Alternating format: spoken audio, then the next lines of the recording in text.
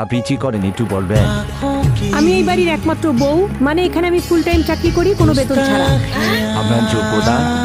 আমার ভোর 5টা থেকে কাজ শুরু হয়, রান্না করা, ঘর বাড়ি সামলানো, ধোয়া মোছা। তারপরে রাত 11টার পরে সবার যখন খাওয়া দাওয়া শেষ হয় তখন আমার কাজ শেষ হয়। তো এতদিনের কাজের অভিজ্ঞতা বলুন। 22টা বছর ধরে 24 ঘন্টা সবার সেবা করা, কোনো ছুটি নাই, কোনো বেতন নাই, কোনো অসুস্থতা নাই, আর সবার একই ডায়লগ, সারাদিন তুমি কি করো? তাহলে আপনার স্যালারি কত? সারাদিন শাশুড়ি ভুল ধরতেই থাকে, ননদের অভিমান লেগেই থাকে, আর স্বামী আমার উপর বিরক্ত। এটাই আমার স্যালারি। এতদিন আপনার প্রমোশন কি হয়েছে? আগে বউ ছিলাম, এখন মা হয়েছি, কয়দিন পর শাশুড়ি হব।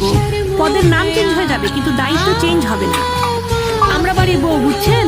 আমরা সংসারে স্থায়ী হয়েও আমাদেরকে ধরা হয় অস্থায়ী। আচ্ছা, এসব সিরিয়াস আলাপ বাদ, এখন বলুন আপনার শখ কি? সব ঘোরাঘুরি করা। ও আচ্ছা, তাহলে এ পর্যন্ত কোথায় কোথায় ঘোরাঘুরি করেছেন?